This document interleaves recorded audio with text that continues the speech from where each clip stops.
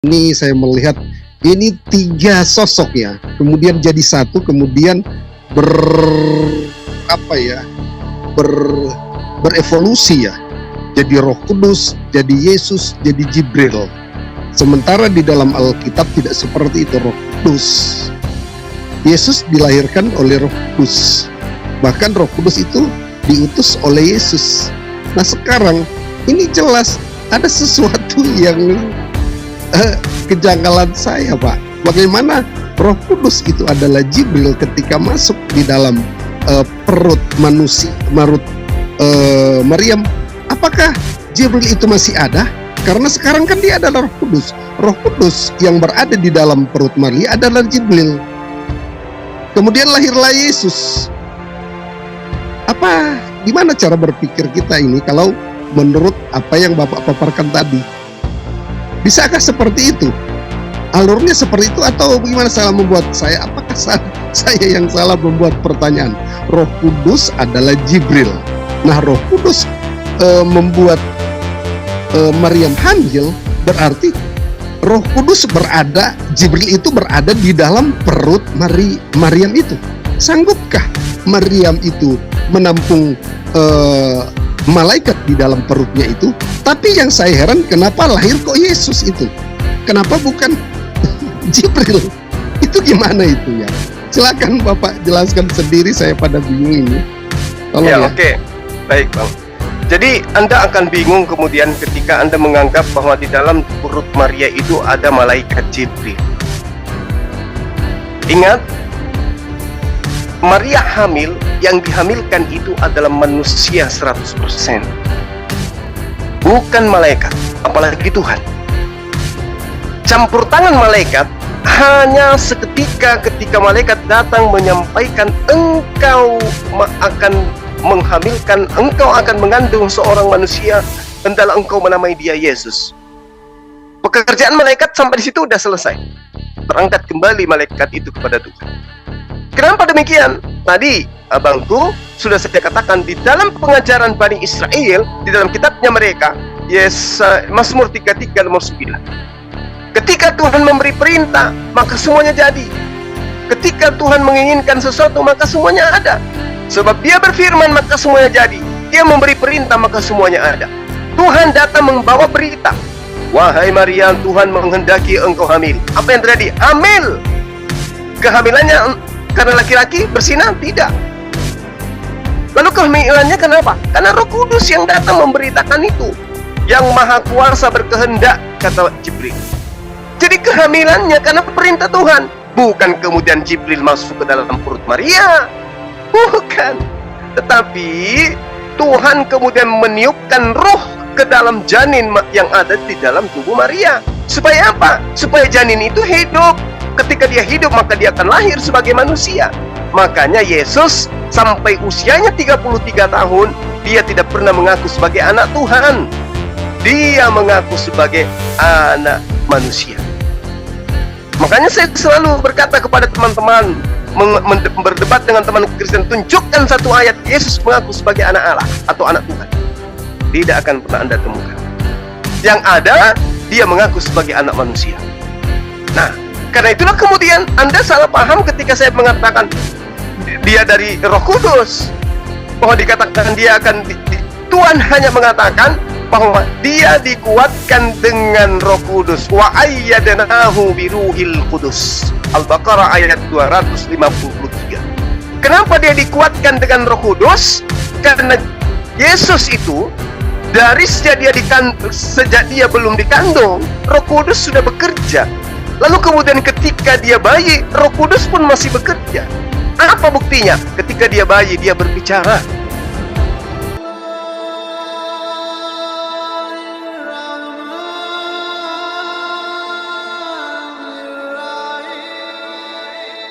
Kepada Amsal. Amsal ini sebenarnya Bapak juga salah memahaminya ya. Amsal 8 ayat 22 barangkali ya. Tuhan mencipta dan lain-lain sebagainya. Sebenarnya ini bukan merujuk kepada Salomo. Tapi Bapak baca dulu ya. Ayat yang ke-12. Karena perikop ini berbicara tentang wejengan nikmat. Intinya di sana. Tapi jangan terfokus soal itu ya. Ini cuma untuk mempermudah sekali lagi ya. Tapi ini Bapak lupa ayatnya yang ke-12 sebenarnya. Aku hikmat, bukan aku Salomo, Pak. Ya. Aku hikmat, bukan aku Salomo. Aku hikmat tinggal bersama-sama dengan kecerdasan dan aku akan mendapat pengetahuan dan kebijaksanaan. Itu inti di dalam Amsal ini. Jangan bukan berbicara tentang sosok, Pak. Segitu loh. Ya. Baru tentang apa lagi ya yang Bang Suma katakan ya. Coba itu dulu, saya kurang nangkap lagi, saya masih terlambat saya ambil pena. Jadi 2 ayat ini yang saya baru bisa jawab mungkin. Bagaimana tentang kaitannya dengan Tuhan. Silakan Pak. Jangan nanti saya kelamaan. Baik. Jadi yang pertama terkait dengan apa yang abang saya ini terangkat dalam Amsal dalam mengarahkan saya kepada data di nomor 12. Aku hikmat tinggal bersama-sama dengan kecerdasan. Jadi kalau dikatakan hikmat di sini berarti diarahkan kepada Yesus atau hikmat dalam arti kata yang sesungguhnya. Maka saya katakan coba Anda lihat di dalam nomor 22 di Amsal 8 ini. Tuhan telah menciptakan aku sebagai permulaan pekerjaannya, sebagai perbuatannya yang pertama-tama dahulu kala. Kalau ini adalah Yesus, maka Anda akan dihadapkan dengan data nomor 22. Tuhan telah menciptakan aku. Berarti Yesus diciptakan. Adalah semakin rancu nantinya kalau saya mengatakan bahwa Bapa menjadi ciptaan. Tuhan Bapa menjadi ciptaan. Maka Anda akan terperangkap dengan ajaran paganisme. Tuhan, dewa besar, menciptakan dewa kecil untuk kemudian sebagai wadah ruhnya datang di atas muka bumi.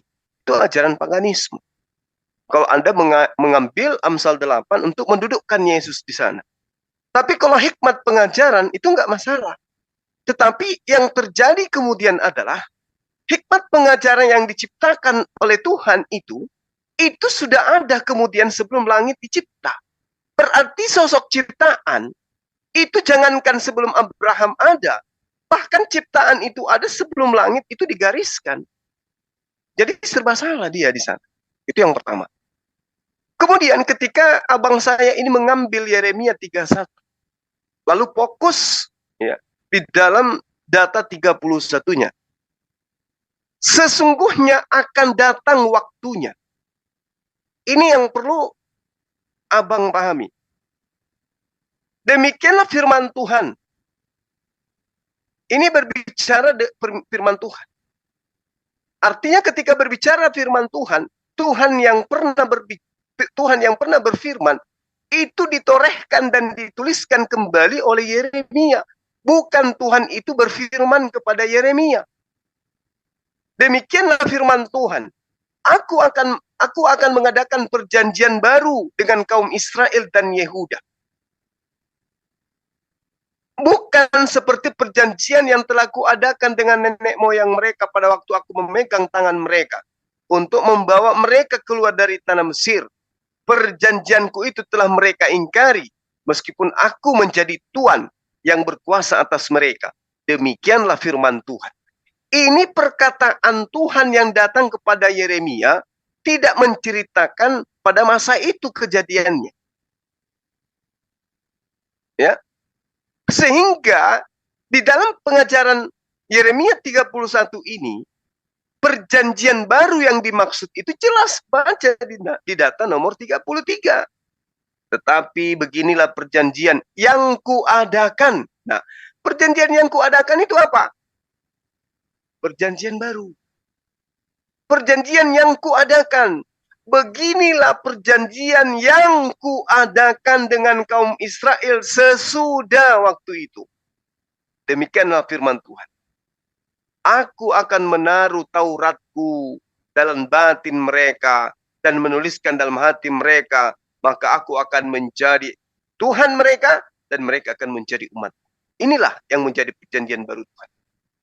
Jadi kalau Anda mengatakan perjanjian barunya itu adalah kitab Lukas, kitab kanonik, dan seterusnya, jangankan Tuhannya Bani Israel yang mereka sebut dengan sebutan Allah, ya, atau Allah di dalam kitab terjemahan, Yesus sendiri tidak mengenal perjanjian baru itu. Tidak ada legitimasi dari Yesus ke perjanjian baru. Begitu juga kepada penulis-penulis kitab saudara. Jadi jelas di sini, ketika kita berbicara mengenai konsep ketuhanan, maka Tuhan yang benar tidak akan mungkin menciptakan dirinya untuk kemudian menjadi wadah di mana dia menyatakan diri sebagai manusia. Itu mustahil terjadi. Bagi konsep ketuhanan yang diajarkan oleh para nabi, termasuk konsep ketuhanan yang diajarkan oleh Yesus. Demikian. Ada salah pemahaman tentang Yeremia 31 ayat 32, dan kalaupun pemahaman Bang Suma seperti itu, saya ingin bertanya tentang ayat ini. Saya yang bertanya supaya bagi saya ini berbeda dengan pemahaman saya, ya.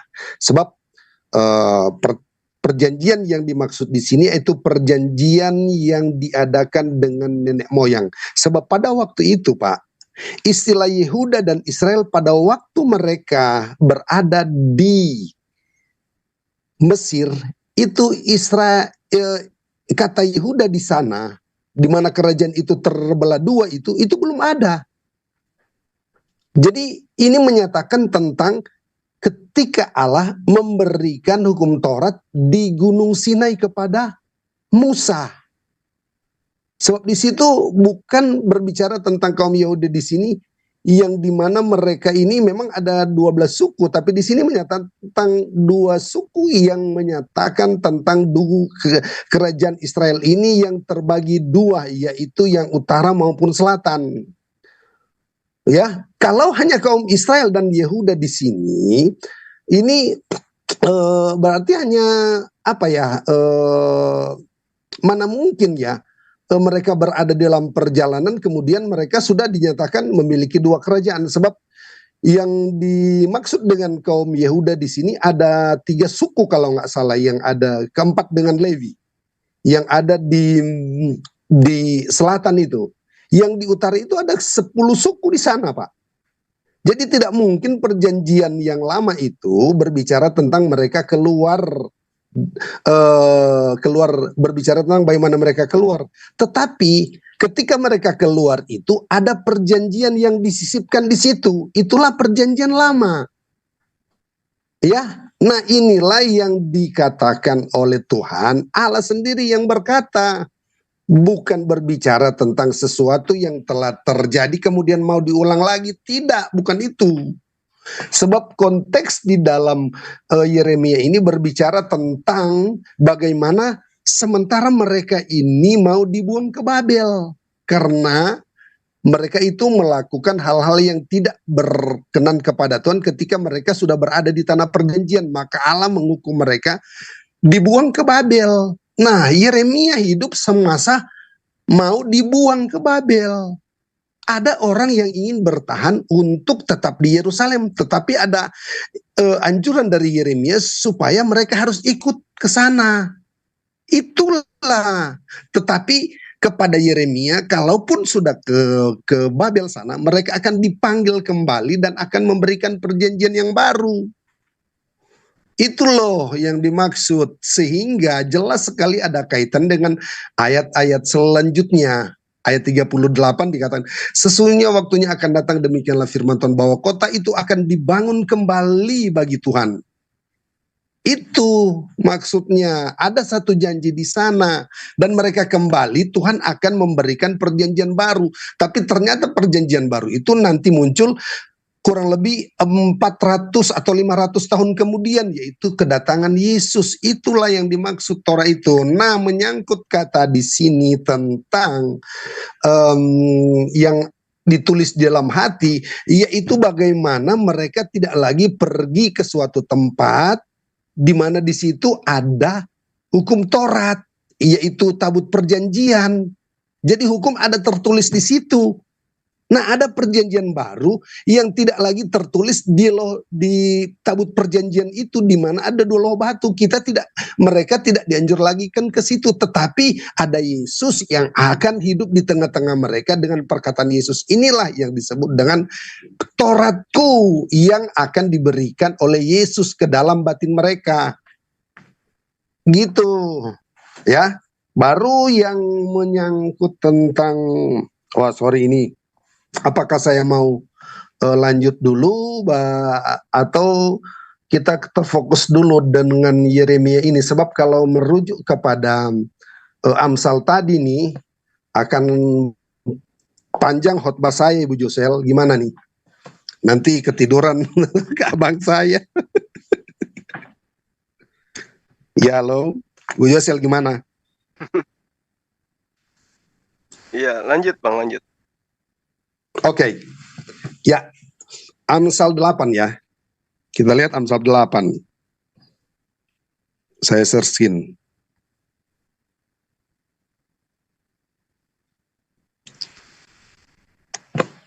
Saya sudah katakan bahwa ini adalah hikmat. Hikmat yang ada di dalam Allah ya. Di dalam diri Allah sendiri.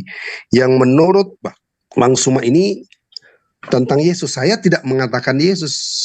Bang Suma yang mengatakan itu.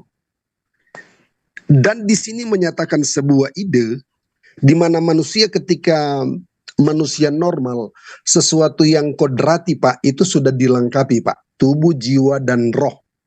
Nah, di dalam jiwa itu mengandung yang kita ketahui yang disebut otak, pikiran. Itu sesuatu yang kodrati.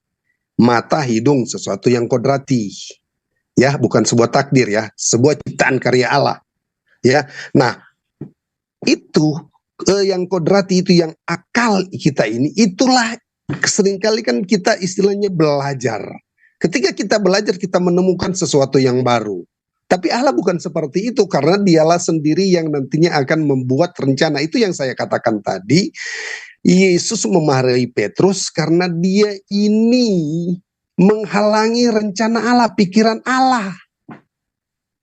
Nah itu sudah ada sebelum dunia diciptakan. Dengan kematahuan Allah inilah, maka apa yang terjadi itu Tuhan sudah punya rencana. Gitu, maka kalau dikatakan di dalam ayat yang ke-22, Tuhan menciptakan aku di sini bukan Yesus ya. Jadi aku di sini merujuk ayat yang ke-12. Aku hikmat. Jadi di sini adalah suatu ide yang cemerlang daripada Allah yang sangat dahsyat dan luar biasa, yang begitu ajaib dan maha mulia, yang maha kudus itu dia cetuskan. Itulah yang disebut dengan kata menciptakan di sini loh. Ya. Sehingga memang di dalam ayat-ayat yang selanjutnya ya, di situ ayat 22 mengatakan kata cipta di sana. 23 dikatakan aku dibentuk loh. Nah, di sini kata bentuk lagi di sini. Aku dibentuk, hikmat itu dibentuk ya. Baru di sini aku telah lahir. Jadi ini kata cipta, kata bentuk dan kata lahir ini mengandung kata sinonim bagaimana cara kerja Allah itu loh. Jadi bukan merujuk kepada Yesus Pak. Ya, kita jangan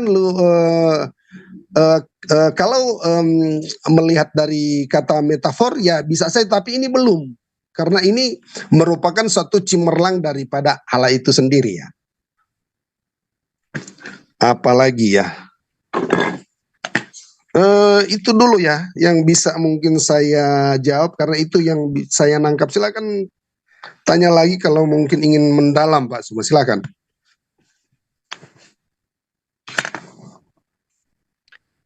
Oke, makasih Bang Jordan ya atas paparan yang kemudian Abang ini uraikan ya. Yang pertama terkait dengan apa tadi, pembahasan pertama Yeremia.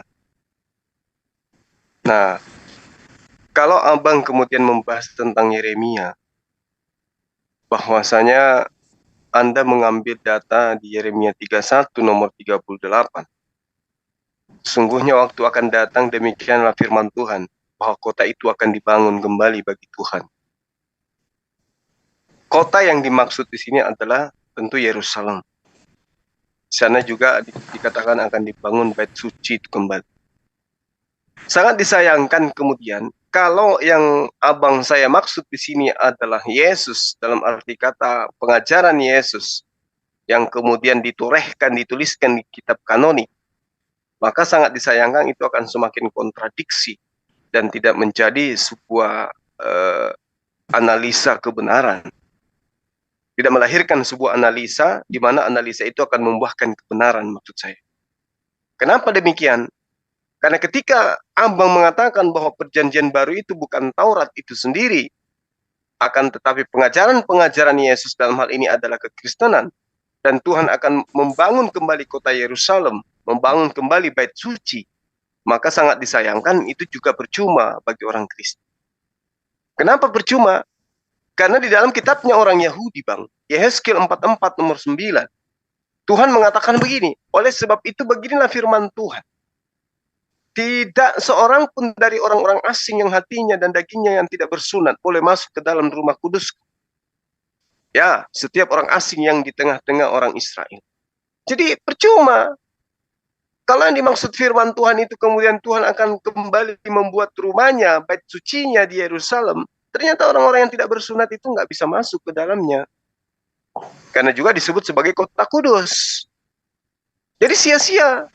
Adalah lebih baik ketika kita jujur bahwa perjanjian baru Tuhan itu adalah apa yang kemudian ditorehkan di dalam data nomor 33 yang sudah sangat jelas. Disebutkan, aku akan menaruh Tauratku ke dalam batin mereka, menuliskan dalam hati mereka, maka aku akan menjadi Tuhan mereka, dan mereka akan menjadi umat. Adalah lebih baik kita jujur terhadap kebenaran. Itu yang pertama. Kemudian yang kedua, terkait dengan Amsal 8. Abang lagi-lagi mengatakan itu bukan untuk Yesus. Coba kita lihat ya, di dalam 1 Korintus berapa ya? Saya ingat dulu. 1 Korintus 1 nomor 24 coba. Apakah ada kaitannya di sana terkait apa yang kita uraikan, yang abang uraikan bahwasanya Yesus itu bukan yang diceritakan di dalam Amsal 8, tetapi tentang hikmat. 1 Korintus 1 nomor 24. Tetapi untuk mereka yang dipanggil, baik orang Yahudi maupun orang bukan Yahudi, Kristus adalah kekuatan Allah dan Kristus adalah hikmat Allah. Berarti yang diceritakan di sini adalah ciptaan. Di Amsal 8 ini yang diceritakan itu adalah ciptaan. Dan abang mengatakan itu adalah hikmat. Kalau hikmat yang Anda maksud di sini, yang diterangkan di dalam nomor 11, ya, atau nomor berapa tadi, nomor 9 ya, kalau nggak keliru ya. Anda mengatakan bahwasanya itu bukan Yesus, tapi itu adalah hikmat. Di data nomor 12-nya. Aku hikmat tinggal bersama-sama dengan kecerdasan. Hikmat yang dimaksud di sini itu adalah siapa? Karena di dalam 1 Korintus 1 nomor 24, hikmat itu adalah Kristus, dan Kristus itu sudah pasti Yesus. Artinya bahwa saya tidak mengada-ngada mengatakan hal yang kemudian saya katakan bahwa yang dimaksud di situ adalah Yesus. Belum lagi kalau kita bercerita 1 Korintus 1 nomor 30. Hikmat itu juga disebut di situ sebagai Yesus. Berarti tidak ada jalan keluar satu-satunya kecuali jujur terhadap kebenaran bahwa Tuhan satu-satunya itu adalah Allah dan Yesus itu hanyalah ciptaan Allah. Mau lari kemanapun kita. Karena tidak ada konsep ketuhanan yang diajarkan oleh para nabi, Tuhan menjadi makhluk. Kecuali diajarkan di dalam pengajaran teman-teman Kristen. Padahal lari kemanapun kita perginya, itu kita akan berhadapan dengan Bible itu sendiri. Bahwa Bible itulah yang menceritakan bahwa Yesus itu bukan Tuhan. Yesus itu adalah ciptaan. Yesus adalah hikmat. Dan ciptaan itu adalah hikmat Tuhan. Amsal 8 nomor 22. Aku adalah permulaan daripada ciptaan Tuhan. Tuhan telah menciptakan aku sebagai permulaan pekerjaannya. Siapa itu? Hikmat. Hikmat ini siapa? Yesus. Demikian sebentar. Saya menulis ini pertanyaannya. Emang ini agak supaya kita lebih spesifik ya tentang melihat hal ini. Tapi jangan lama-lama banget ya, karena pasti akan ngantuk nanti dengarnya. Oke, silahkan. Ini yang saya takuti, Pak. Iya, Bu, sorry. saya takutkan memang Pak Zidrani lama banget, saya bikin ngantuk. Saya tidak tahu keasik itu gimana ya. Yeremia 38, Pak. Ini kan berbicara tentang mereka sudah berada sesuatu nubuatan tadi, Pak. Ini tentang sesungguhnya waktunya akan datang, demikianlah firman Tuhan, kota ini akan dibangun kembali, ya. Baru kaitannya dengan Yehezkiel 44 ayat 7. Ini adalah sebuah kesalahan daripada bangsa Israel. Karena apa? Mereka tidak membunuh seluruh penduduk tanah Kanaan, ya, tanah perjanjian itu. Mereka tidak membunuh sehingga tradisi-tradisi pagan itu terjadi, ya, sehingga Tuhan marah. Jadi Yehezkiel 44 ayat 7 ini tentang keberdosaan, karena di dalam ayatnya yang ke-6 itu, Pak, sebentar saya search ini. Ya pasti ngantuk gimana. Jadi saya mau kasih bunga-bunga sedikit ya. Supaya Bu Josel tidak ngantuk ya. 44 ayatnya yang ke-7. Ya itu jelas ya di sini, yaitu orang-orang yang tidak bersunat karena mereka tidak membunuh, ya. Karena ternyata ayat yang ke-6 persoalan, yaitu ketika mereka suruh menghabisi seluruh penduduk asli yang menyembah pagan, teristimewa anak mereka saja dibakar untuk dipersembahkan kepada dewa-dewa, itu sangat tidak diizinkan oleh Tuhan. Dan akhirnya karena mereka tidak membunuh, maka mereka dikatakan sebagai pemberontak, ya. Jadi kaitannya dengan Yeremia itu yang tidak bersunat itu beda lagi, Pak. Beda konteksnya di situ. Namun saya lebih tertarik tentang Amsal. Amsalnya yang ke-8 kaitannya dengan 1 Korintus 1 ayatnya yang ke-24. Ya. Nah, ini memang sebuah proses ya. Inilah bagaimana antara Amsal dengan yang ada di 1 Korintus 1 ayat 28 itu, di tengah-tengahnya sebenarnya itu ada satu di dalam Yohanes 1 ayat 1, ya. Inilah yang disebut dengan logos, Pak, perkataan. Tetapi sebelum dia menjadi perkataan ini, Pak, tentunya itu merupakan sebuah ide cemerlang. Yang saya sudah katakan tadi di dalam Amsal 8 itu Bapak hanya terfokus kepada kata cipta sebenarnya. Kata cipta itu merupakan sesuatu yang katakanlah itu baru muncul, Pak. Itu kan arti kata cipta, dari tidak ada menjadi ada. Jadi ide itu baru muncul di dalam Allah di saat itu. Sorry. Amsal 8 ayatnya yang ke-22. Ya, di situ ada kata cipta. Ya. Kata cipta ini sesuatu yang Bapak sinonimkan itu mengandung arti bahwa itu adalah dari sesuatu benda, ya. Tapi sebenarnya bukanlah sebuah benda, misalnya langit dan bumi dari tidak menjadi ada, bukan. Tapi ini adalah sebuah ide, ya. Karena Bapak hanya terfokus kepada kata cipta, sementara di dalam ayatnya yang ke-23, Pak. Perhatikan di sini ya. Itu dibentuk.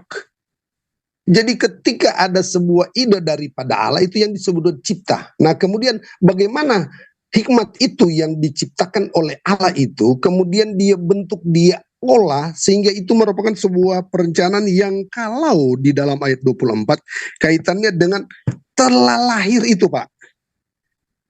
Itulah prosesnya. Proses. Sehingga peristiwa Natal yang kami akan rayakan sebentar lagi itu akan nyata mulai dari sana, Pak, prosesnya itu. Ya, barangkali itu dulu, nanti Ibu Josel ngantuk atau menyanyi dulu ya, Bu. Silakan ditanggapi, abangku. Baik, Bang Jordan, makasih atas paparan. Jadi terkait dengan Yehezkiel, kalau misalnya abang itu kemudian mengatakan tidak ada kaitannya, tetap saja, Bang. Kejadian 17 nomor 14, orang yang tidak bersunat itu harus dilenyapkan. Artinya dibasmi alias dibunuh. Nah, kalau misalnya nanti teman Kristen ini merasa sebagai Yahudi rohani, ketika kembali dikumpulkan di tanah yang dijanjikan oleh Tuhan menurut pemahaman orang Kristen, maka belum sampai ke Yerusalem, teman-teman Kristen sudah dilenyapkan. Karena itu perjanjian kekal. Inilah perjanjian kekal aku kepada Abraham, anak-anakmu dan keturunan secara turun-temurun. Bahwa setiap laki-laki harus bersunat. Begitu juga orang asing yang ada di tengah-tengah mereka. Barang siapa yang tidak bersunat, maka dia harus dilenyapkan dari sebangsanya. Jadi percuma Anda menghindar dari Yehezkiel 44 nomor 9 dengan mengajukan nomor 8, nomor 7 dan seterusnya, tetapi dihantam oleh Kejadian 17. Nah, inilah kebenaran itu tidak akan pernah bisa dikebiri begitu lama. Kebenaran itu akan selalu mencuat ke depan, mencuat ke permukaan. Lalu kemudian ketika Abah mengambil kembali data yang ada di Amsal, lagi-lagi Anda mencoba untuk lari kepada data nomor 23. Sudah pada zaman purbakala aku dibentuk. Kalau dikatakan ini juga adalah Yesus dan penciptaan itu bukan artinya sesuatu yang baru, faktanya di dalam Yesaya 43 nomor 10, Tuhan mengangkat saksi bahwa tidak ada Tuhan yang dibentuk sebelumnya dan tidak ada Tuhan yang dibentuk setelahnya. Sementara yang Anda uraikan di sini adalah sudah pada zaman purbakala aku dibentuk. Berarti jelas ini adalah ciptaan. Tidak ada tempat kabur gitu. Tidak ada tempat lari untuk mengatakan bersembunyi di balik pemahaman bahwa Tuhan datang dalam rupa manusia bernama Yesus. Nggak ada tempat lari. Maka satu-satunya jalan adalah menjadi pengikut Yesus yang setia. Apa itu? Mendudukkan dirinya hanya sebagai utusan Tuhan dan menyembah Tuhannya Yesus sebagai satu-satunya Tuhan yang Maha Pencipta. Kalau itu sudah direalisasikan, maka kata Yesus hidup kekal itu adalah mereka mengenal Engkau, satu-satunya Tuhan yang benar, dan mengenal aku sebagai utusan. Karena pembenaran apapun yang dilakukan kemudian, kalau tidak sesuai dengan pengajaran para nabi, juga itu percuma. Tema kita malam ini adalah konsep ketuhanan yang benar. Konsep ketuhanan yang benar itu seperti yang saya uraikan tadi. Bahwa Tuhan itu satu-satunya Tuhan. Yesaya 44 nomor 25. Beginilah firman Tuhan penebusmu yang membentuk engkau sejak dari kandungan. Akulah Tuhan yang menjadikan segala sesuatu yang seorang diri membentangkan langit. Jadi dia seorang diri. Tidak ada siapa-siapa yang menemani dirinya. Matius 24 nomor 36. Tetapi tentang hari dan saat kiamat tidak seorang pun yang tahu. Malaikat nggak tahu, ya. Anak pun tidak tahu. Bapak seorang diri yang tahu. Jadi tidak ada kemudian konsep yang bisa ditanamkan untuk kemudian diselipkan Yesus di sana untuk mengambil kedudukan sebagai Tuhan, itu juga nggak ada. Meskipun dikatakan Bapak menjadi anak, Bapak Tuhan Bapak menjadi Tuhan anak, itu nggak akan pernah lolos. Kenapa? Karena musuh terbesar konsep itu adalah kitabnya itu sendiri. Tuhan mengatakan, yang seorang diri membentangkan langit dan melangkahi di atas gelombang-gelombang laut. Terpujilah Tuhan, sembahan Israel, yang melakukan perbuatan yang ajaib seorang diri. Sementara Yesus mengatakan, aku datang bukan atas kehendakku sendiri. Aku tidak dapat berbuat apa-apa dari diriku sendiri. Sebenarnya kalau kita jujur terhadap kebenaran, apa yang Tuhan titipkan kepada kita berupa akal difungsikan dengan baik, maka umat Islam dan umat Kristen akan kembali pada satu kalimat yang sama, yang dipegang bersama bahwa tiada Tuhan selain Allah dan Yesus itu hanya utusan Allah. Tapi kalau kemudian akal tetap dikebiri, meninggalkan kebenaran yang kemudian muncul di dalam kitab yang dinyatakan ada unsur kebenaran di dalamnya, kalau itu dipungkiri, maka saya katakan sekali lagi,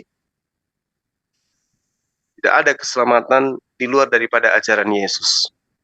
Saya sebagai seorang Muslim berani mengatakan itu.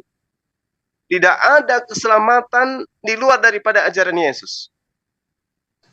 Ya, Yesus adalah jalan kebenaran dan hidup.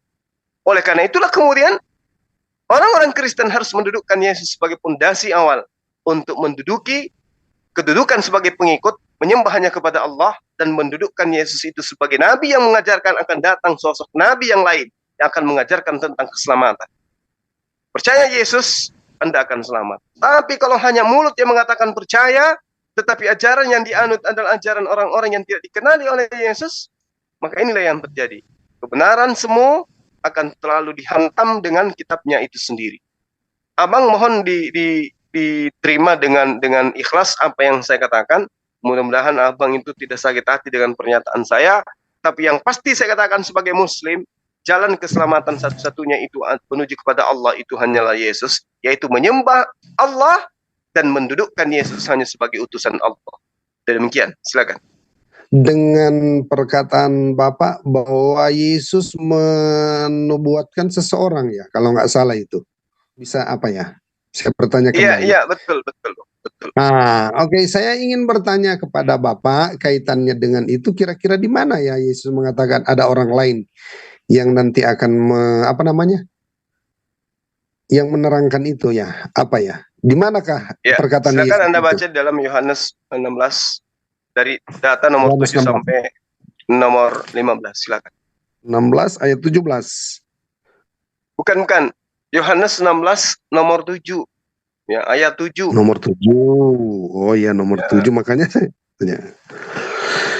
Adalah berguna bagi, namun benar yang kukatakan ini kepadamu adalah berguna bagi kamu jika aku pergi, sebab jikalau aku tidak pergi, penghibur itu tidak akan datang kepadamu, tapi jikalau aku pergi, aku akan mengutus dia kepadamu. Jadi kalau saya lihat di sini ya, berbicara tentang penghibur itu sendiri. Bagaimana Bapak mengatakan bahwa itu ada sosok kok? Gimana bisa Pak kaitannya itu? Penghibur. Ya. Baik. Jadi gini, di dalam data ini sangat jelas. Namun benar yang kukatakan kepadamu adalah lebih berguna bagi kamu jika aku pergi. Sebab jikalau aku tidak pergi, penghibur itu tidak akan datang kepadamu. Tetapi jikalau aku pergi, aku akan mengutus dia kepadamu. Dan kalau ia datang, ia akan menginsapkan dunia akan dosa, kebenaran dan penghakiman akan dosa. Karena mereka tidak percaya kepada aku akan kebenaran. Karena aku pergi kepada Bapa dan kamu tidak melihat aku lagi. Akan penghakiman karena penguasa dunia ini telah dihukum. Masih banyak hal yang harus kukatakan kepadamu. Tetapi sekarang kamu belum sanggup untuk menanggungnya. Tetapi apabila ia datang, yaitu roh kebenaran, ia akan memimpin kamu ke dalam seluruh kebenaran. Sebab ia tidak akan berkata-kata dari dirinya sendiri. Tetapi segala sesuatu yang didengarnya itulah yang ia akan katakan. Dan ia akan memberitakan kepadamu hal-hal yang akan datang. Ia akan memuliakan aku. Sebab ia akan memberitakan kepadamu apa yang diterima daripadaku. Segala sesuatu yang Bapa punya adalah aku punya. Sebab itu aku berkata, ia akan memberitakan kepadamu apa yang diterimanya daripadaku. Jadi ini sangat jelas, Bang. Bahwasanya ketika Yesus itu tidak terangkat ke langit, maka penolong itu tidak akan datang. Dan penolong itu sudah pasti bukan Yesus. Penolong lain yang dimaksud, yaitu seorang penghibur. Kenapa dikatakan seorang penghibur? Karena dia datang keberadaannya untuk seluruh umat manusia. Bukan hanya kepada satu golongan. Kalau satu golongan saja hanya kepada Bani Israel, maka Bani yang lain itu merasa sedih. Tidak terhibur mereka. Lagi-lagi Nabi yang diutus hanya Bani Israel, Bani Israel, Bani Israel. Yang lain ditinggalkan, yang lain dibiarkan menjadi jahiliyah. Tapi ketika ia datang, sang penghibur ini, maka semua anak keturunan Adam itu terhibur dengan keberadaannya, dengan kedatangannya. Sehingga tidak perlu lagi kita itu nyamar-nyamar seperti orang Israel, nyamar-nyamar seperti orang Yahudi. Kenapa? Sudah datang utusan untuk kita, untuk seluruh umat manusia. Itulah yang kami katakan sebagai baginda Rasulullah Muhammad SAW. Maka Al-Quran diperuntukkan untuk seluruh umat manusia. Injil, Bible, dan apapun itu kemudian, kalau kita melihat dari benang merahnya, hanya dikhususkan kepada Bani Israel saja. Kalau dikatakan beritakannya Injil kepada seluruh makhluk, itu dipertanyakan. Apakah betul itu data yang sesungguhnya seperti itu atau tidak? Nah, sedangkan dikatakan di sini, yang datang itu bukan Tuhan. Sementara di dalam pemahaman teman Kristen yang datang itu adalah Tuhan, yaitu Roh Kudus. Sebenarnya yang datang itu bukan Tuhan. Kenapa yang datang itu bukan Tuhan? Karena dikatakan kepadanya, sebab ia tidak akan berkata-kata dari dirinya sendiri. Apakah Tuhan tidak bisa berkata-kata dari dirinya sendiri? Tentu tidak. Jadi roh kebenaran yang kemudian disebut sebagai Roh Kudus ini, itu bukan Tuhan. Kenapa bukan Tuhan? Sebab dikatakan, dia tidak akan berkata-kata dari dirinya sendiri. Tetapi apa yang dikatakan itu adalah segala sesuatu yang didengarnya. Itulah yang akan dikatakannya. Berarti dia hanya sebagai pengantar firman. Inilah yang kami sebut dengan malaikat Jibril atau Roh Kudus. Makanya Roh Kudus ketika datang kepada baginda Rasulullah Muhammad SAW, itu mengajarkan semua aspek yang dibutuhkan oleh umat manusia. Di dalam Al-Quran surah Asy-Syura ayat 52 diterangkan, bahwasanya ketika datang baginda Rasulullah, ketika datang malaikat Jibril atau Roh Kudus kepada Rasulullah, mengajarkan roh kebenaran kepada Rasulullah, dikatakan, Al-Quran inilah yang digunakan sebagai cahaya, sebagai petunjuk bagi seluruh umat manusia. Dan kata Allah, innaka latahdi ila siratin mustaqim. Dan sungguh engkau benar-benar membimbing manusia kepada jalan yang lurus. Inilah Al-Quran. Nah, jadi yang datang itu adalah sosok makhluk yang tidak berkata-kata dari dirinya sendiri. Berarti dia bukan Tuhan. Dia hanya pesuruh Tuhan yang diutus untuk menyampaikan segala berita kebenaran. Dan itu hanya ditemukan dalam Al-Quranul Karim. Sekira begitu sementara. Silakan, Bang. Allah itu adalah roh, ya. Namun Bapak katakan bahwa Roh Kudus itu adalah Jibril. Bolehkah Bapak menjelaskan kepada saya sesuai dengan ajaran Bapak di dalam Al-Quran, berapakah menyatakan bahwa Roh Kudus itu bagi kami itu adalah Allah sebenarnya? Kenapa Bapak katakan itu adalah Jibril? Tiba-tiba jadi Jibril. Gimana Pak? Boleh dijelaskan? Baik. Saya ingin mendalami ya. Baik Bang Jordan. Di dalam Al-Quran diterangkan bahwasanya yang di awal tadi kita membawa Al-Quran surah Asy-Syura ayat 51. Bahwa tidak pantaslah kemudian Allah berbicara langsung kepada manusia kecuali dengan 3 perantara tadi itu.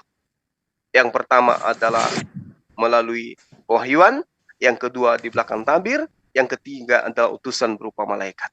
Itu yang ada di dalam Al-Quran. Lalu kemudian ketika abang bertanya, bagaimana bisa? Kok bisa Roh Kudus itu bukan Tuhan? Kok bisa Roh Kudus itu adalah malaikat?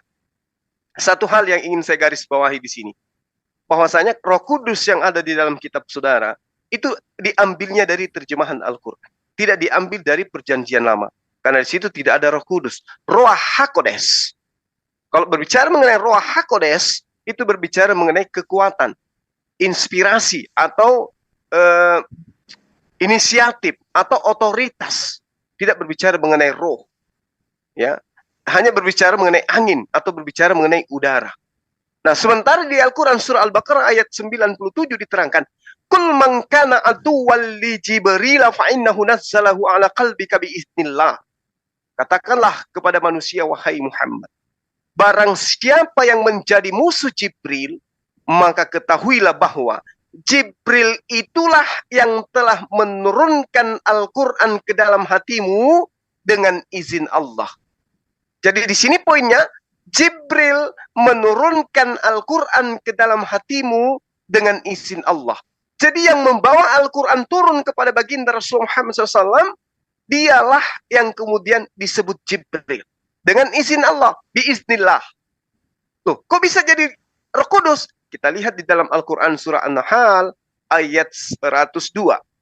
Qul nazzalahu ruhul qudus min rabbika bil haqq.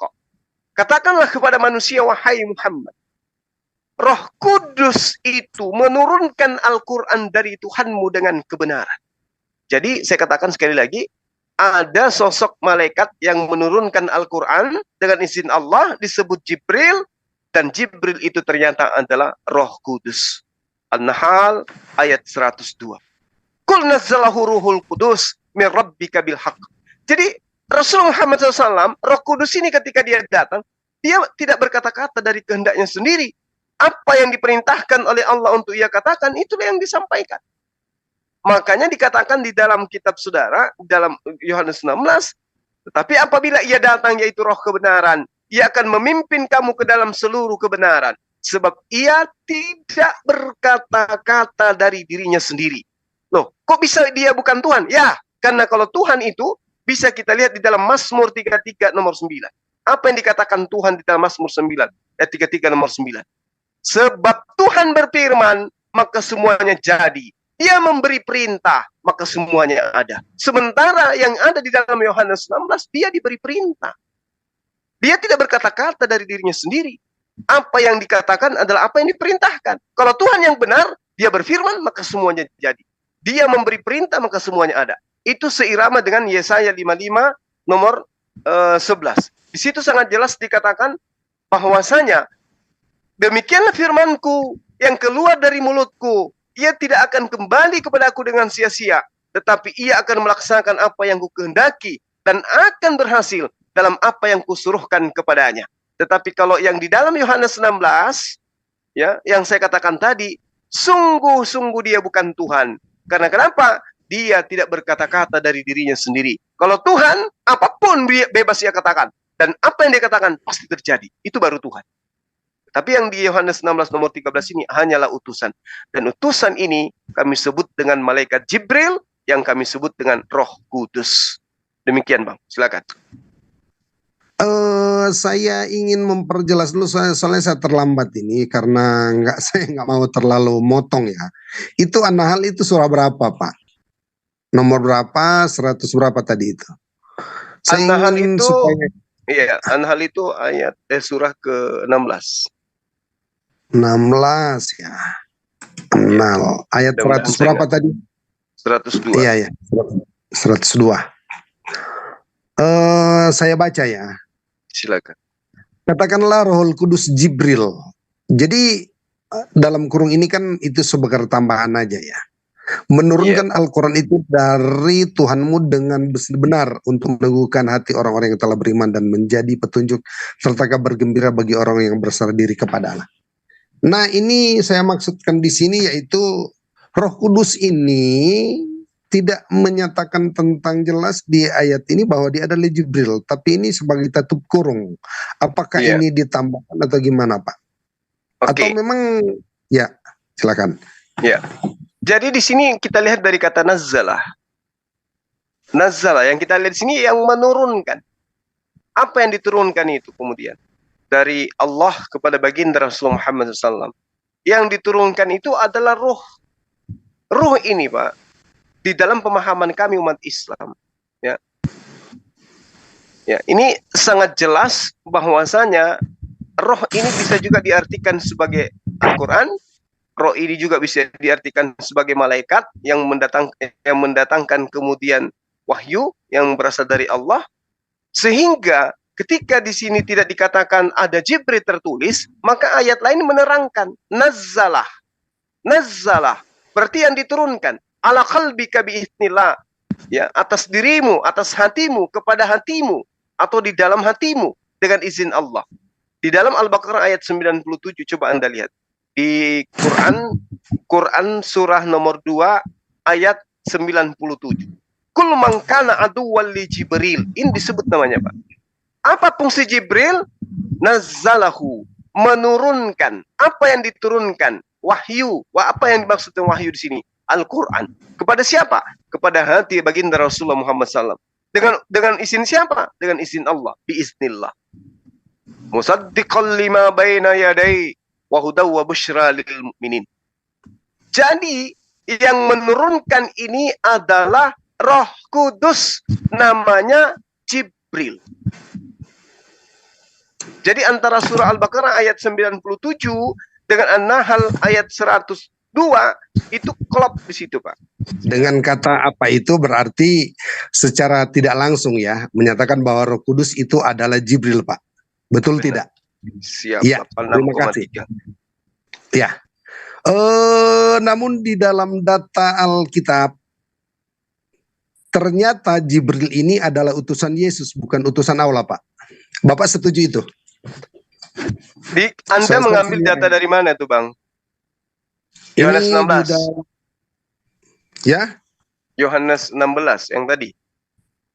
iya, Yohanes 16. Ini, Oke. Pak.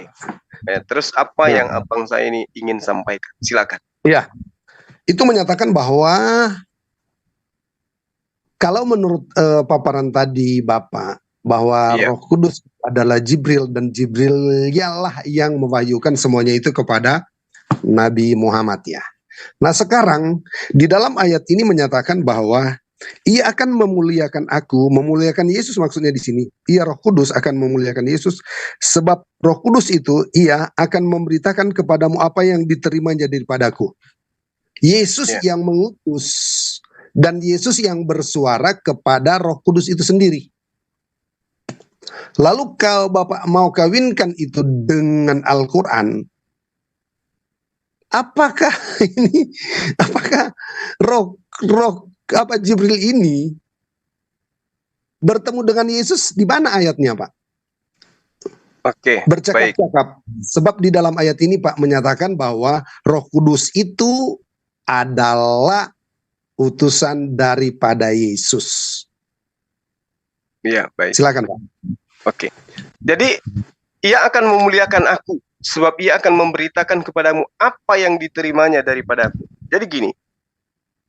Ketika kita melihat dari Yohanes 16 nomor 14, Al-Qur'an menerangkan alladzina atainahumul kitaba ya'rifuna kama ya'rifuna abna'ahum wa inna fariqam minhum la yaktumunal haqqa wa hum ya'lamun.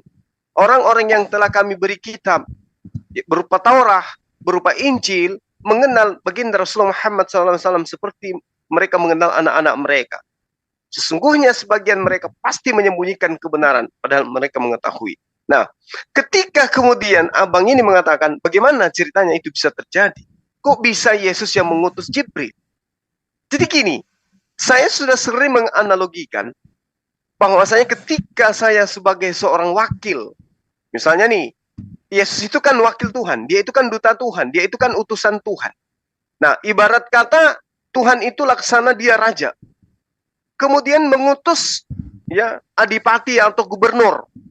Gubernur ini kemudian berkata kepada orang yang ada di kabupaten bahwa aku akan minta kepada Bapak, kepada sang raja agar mengirim seorang dokter untuk mengobati orang-orang yang ada di kabupaten.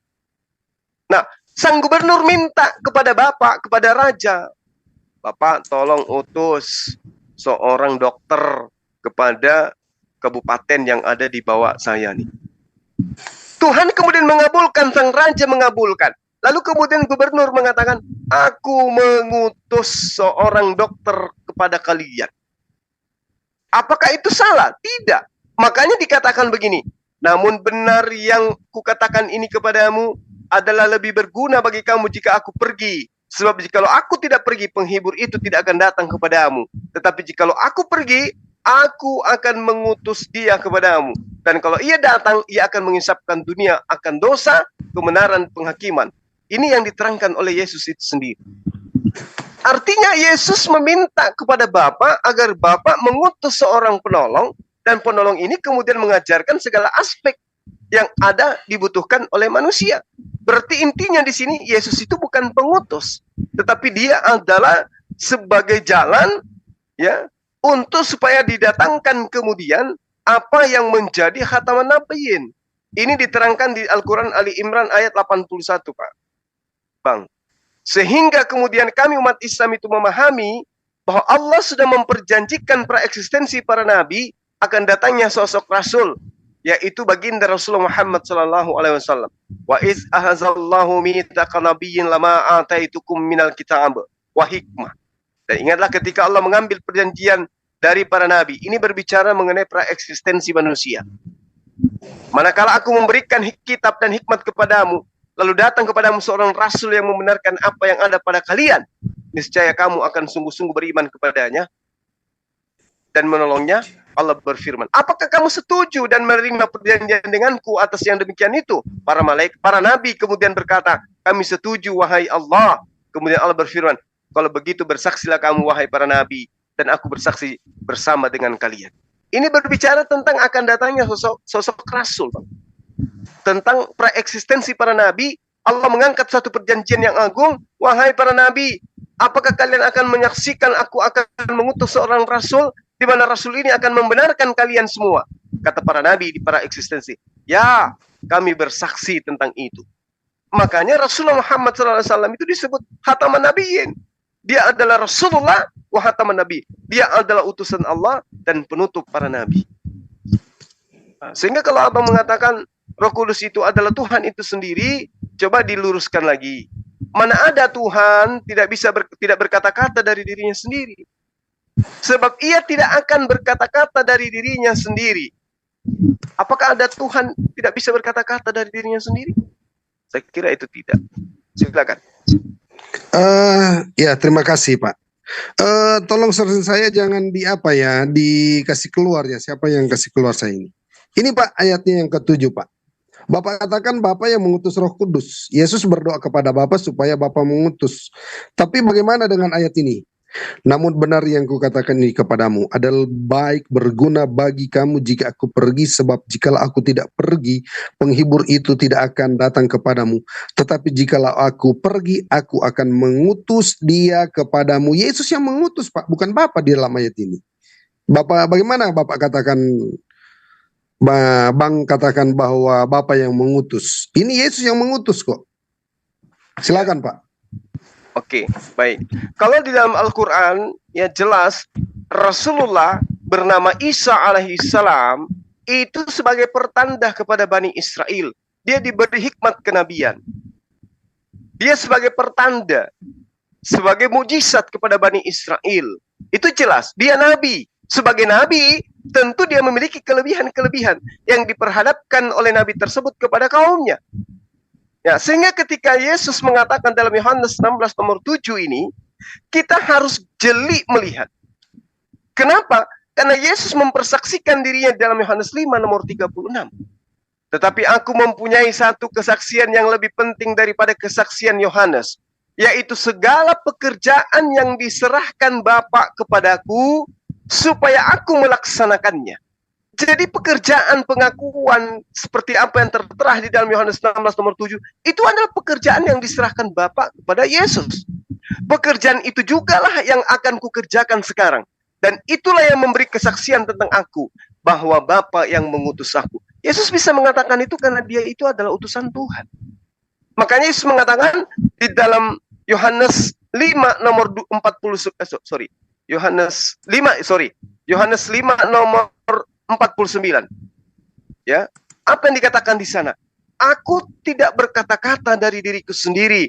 Apa yang aku katakan adalah apa yang diperintahkan oleh Bapa untuk aku katakan dan aku sampaikan. Jadi yang Yesus katakan ini, itu adalah pernyataan Tuhan yang diperintahkan kepada Yesus untuk Yesus sampaikan. Ya, Yohanes 12 nomor 49. Ya. Apa yang kukatakan, aku tidak berkata-kata dari diriku sendiri. Yang kukatakan itu adalah apa yang diperintahkan. Jadi pernyataan Yesus dalam Yohanes 16 nomor 7, itu adalah pernyataan Tuhan yang diperintahkan kepada Yesus untuk Yesus sampaikan kepada Bani Israel. Namun benar yang kukatakan ini kepadamu adalah lebih berguna bagi kamu jika aku pergi. Sebab jikalau aku tidak pergi, penghibur itu tidak akan datang kepadamu. Tetapi jikalau aku pergi, aku akan mengutus dia kepadamu.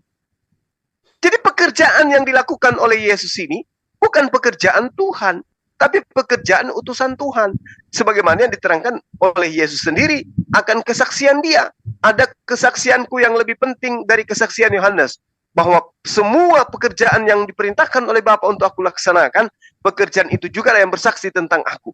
Bahwa Bapa yang mengutus aku. Dia melakukan itu karena sebagai utusan. Dia bermukjizat, dia begini dan bengono, semua itu membuktikan bahwa dia itu adalah utusan Tuhan. Makanya dikatakan alladzina atainahumul kitaba ya'rifuna kama ya'rifuna abna'ahum. Seperti itu, Bang. Silakan. Ya, terima kasih. Tolong ya sersin saya jangan ditimpa ya, nih. Ya, siap. Kenapa saya nggak bisa sersin ini? Tadi saya bisa serin ini Oke, sering. silahkan. Ini yang sersin siapa? Ditutup dulu. Iya, saya ini. Itu Pak Jordan sendiri. Nah, itu. Oh, Enggak. lupa ya. Ini yang Pak Jordan sendiri, yang ini Pak Jordan sendiri. Kenapa bingung Pak Jordan? Sabar ya. Keluar itu maksud saya. Keluar kan Pak Jordan sendiri yang membuat keluar. Nggak ada yang bikin keluar toh. Baru saya sersin, Pak. Ini, Pak. 1 ayatnya yang ke-20, Pak. Ini adalah sebuah kejanggalan. Sebentar, mohon maaf Pak Jordan, ini mikrofonnya kayaknya kerak. Mungkin Ya. dicas kali ya. Coba deh. Oke, sebentar saya pakai headset saja. Soalnya saya nggak pakai headset, jadi saya pakai headset sekarang.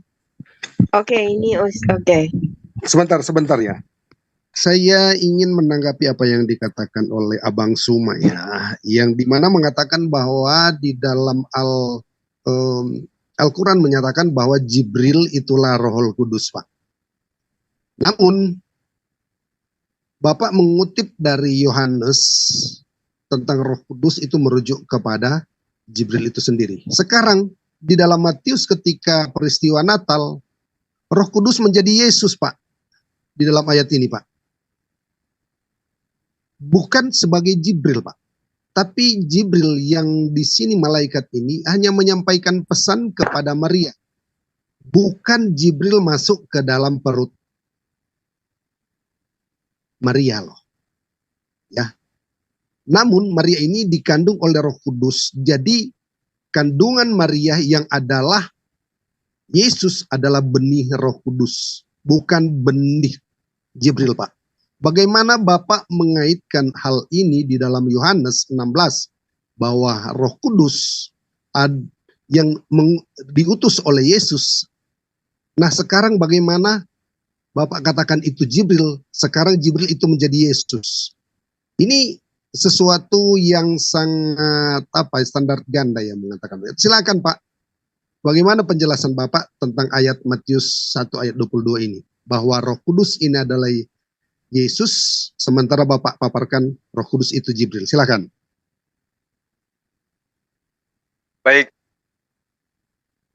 Jadi ketika abang saya mengambil Matius 1 nomor 20.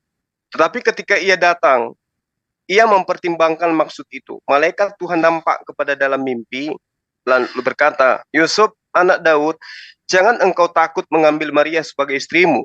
Sebab anak yang ada di dalam kandungannya adalah dari Roh Kudus.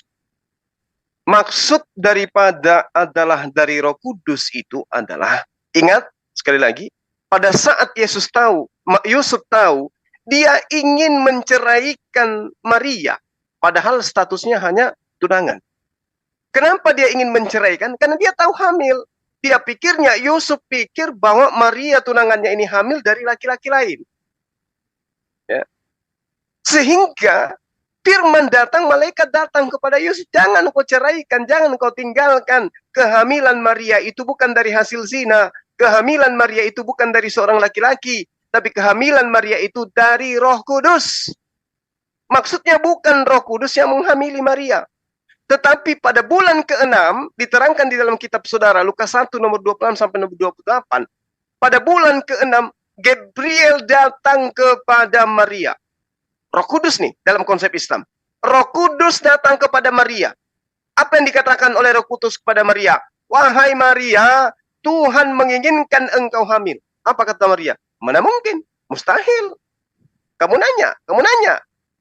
Jibril mengatakan, hai, Tuhan yang maha tinggi menginginkan hal itu terjadi kepadamu.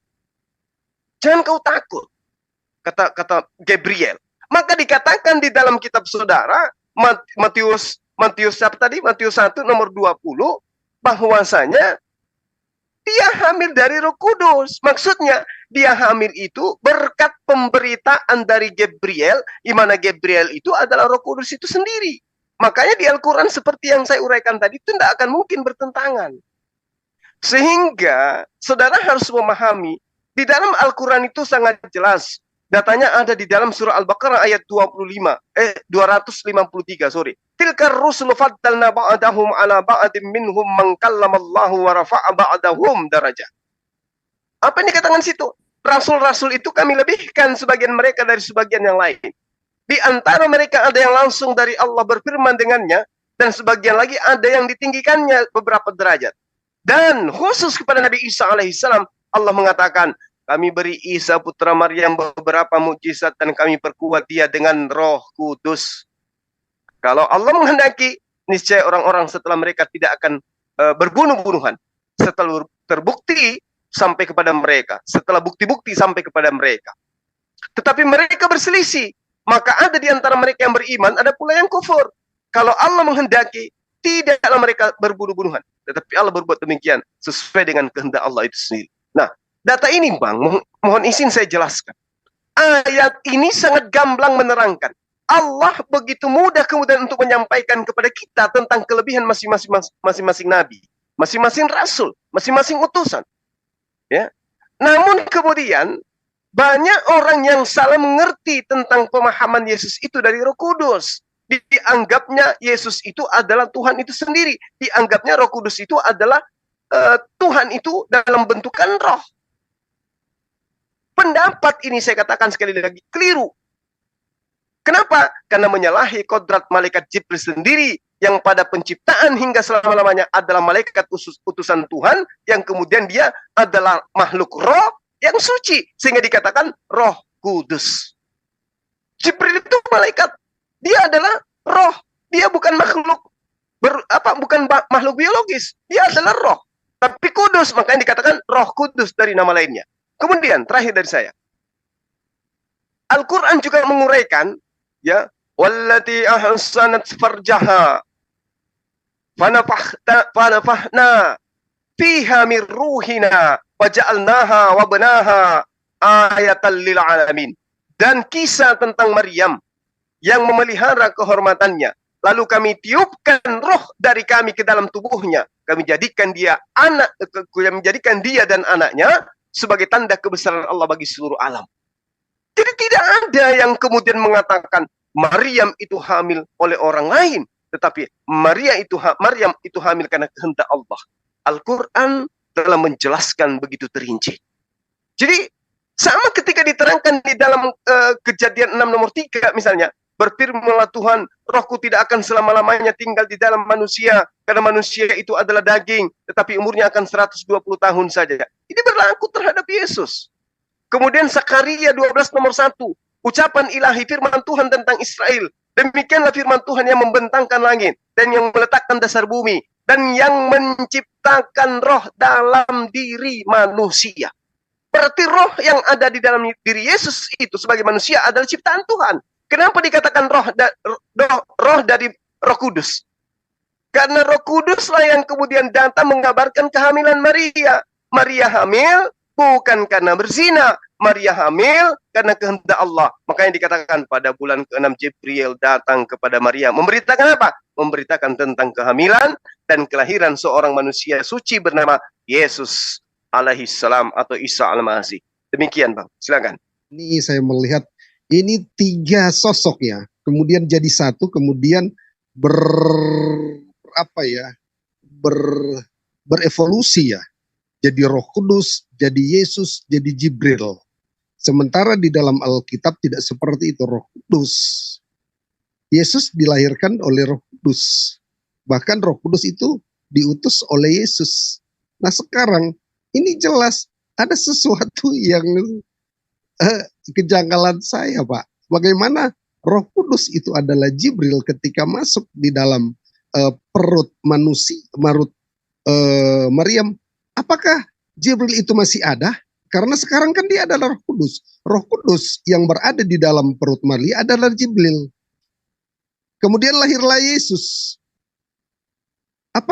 Gimana cara berpikir kita ini kalau menurut apa yang Bapak paparkan tadi? Bisakah seperti itu?